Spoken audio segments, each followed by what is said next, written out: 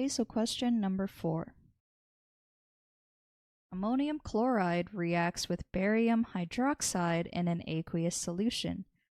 Part A is to write the total ionic equation, and B is to write out the net ionic equation and list the spectator ions. Okay, so before we write the total ionic equation, let's first write out our molecular equation.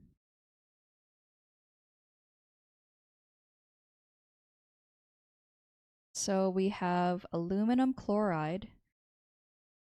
So aluminum has a 3+ oxidation state. So that means we need 3 chlorine atoms to neutralize the aluminum so that we have a neutral compound. So this reacts with barium hydroxide. So barium has an oxidation state of 2+, and hydroxide has a charge of -1.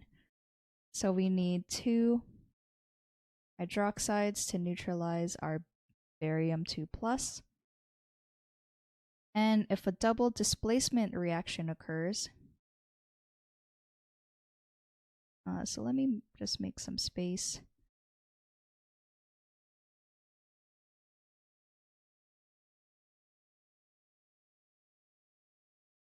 To write in all the states. Okay, so when a double displacement reaction occurs, then our aluminum will now be paired up with our hydroxide. So now we have aluminum OH3,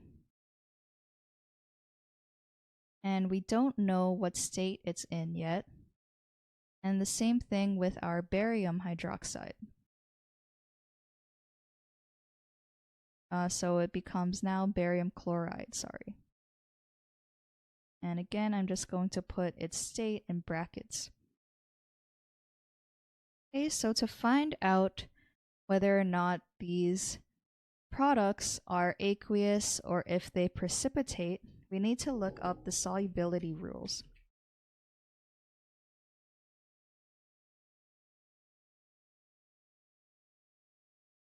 Okay, so let's try to find a good chart that summarizes all the different solubility rules. So when we have a compound that contains lithium, sodium, potassium, or ammonium, these are always going to be soluble. The same thing with a nitrate or this ion, it's always going to be soluble. And let's try to find one for our example, such as the OH-. So hydroxide is soluble with calcium, strontium, barium, lithium, nitrogen, potassium, and ammonium, and it's insoluble with any other ion. So in the case of our product, it is with aluminum. So now we know that this compound will be a solid and precipitate in solution, since aluminum isn't part of that list. And now let's look at the barium chloride. When we have chlorine, bromine, or iodine, then this is insoluble with silver, mercury, and lead, and soluble with any other ion. So since we have barium, then this will be soluble. So it's going to be aqueous. Okay, so we have all of our different compounds in the molecular equation, and now we just need to balance out this equation. So notice that we have 2 hydroxides on our reactant side and 3 hydroxides on our product side. So I'm just going to take those subscripts and make them the coefficient on the opposite compound, just so that they both now have 6 on each side. So this affected the number of barium atoms. So now I have 3 bariums on one side. So now I'm just going to put a 3 in front of this barium. So now we have 6 chlorines and 2 aluminums. So to fix that, all we need to do is put a 2 in front of aluminum chloride. And now we have our balanced molecular equation. Okay, so now that we have our balanced equation, we can start with part A to write out the total ionic equation.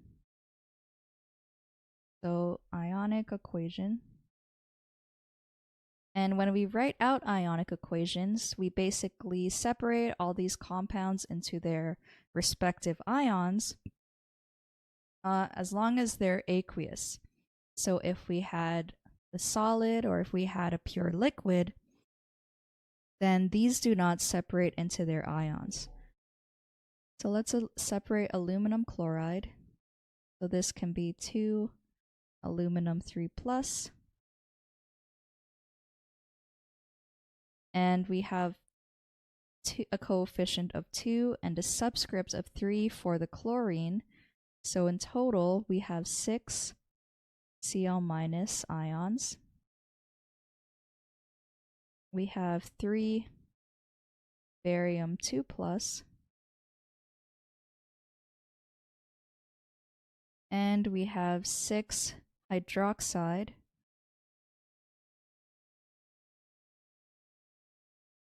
So these are just all of our reactants. So I'm just going to write our products on the second line. So our precipitate stays the same. It's the only one that doesn't separate into its ions.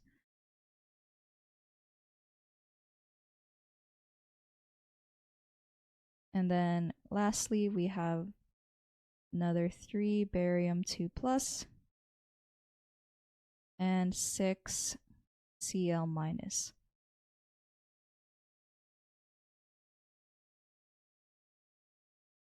Okay, so this is our total ionic equation. And now for part B, we need to write out our net ionic equation.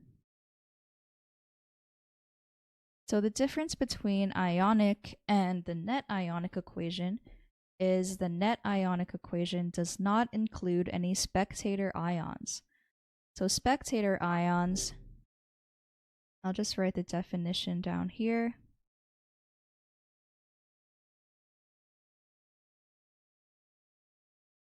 They don't participate in the actual reaction.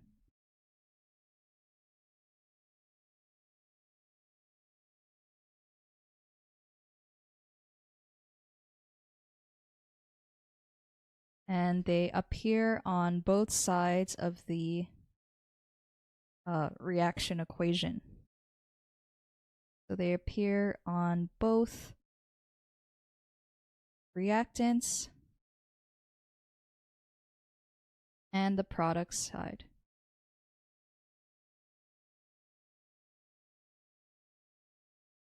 So in our case, the spectator ions that appear on both sides would be like this 3 barium 2 plus and also this 6 Cl minus. So we need to list them. So I'm just going to say, for example, barium 2 plus and the Cl minus. So now let's write out our net ionic equation that doesn't include the spectator ions. And you end up getting 2 aluminum 3 plus 6 OH minus produces 2 aluminum hydroxide. Solid. Okay, so now we have our net ionic equation. So now let's see what the junior tutor said. Write the total ionic equation. Write the reactants, aluminum chloride, barium hydroxide. Predict the products. So when we have a double displacement reaction, they showed the products. And then they balanced the equation. and then noted that the aluminum hydroxide will become a precipitate. So they have the total ionic equation, and then they wrote out the net ionic equation, and they didn't specify the spectator ions, but it's kind of assumed because the barium and the chlorine are no longer in the net ionic equation. So this solution is correct.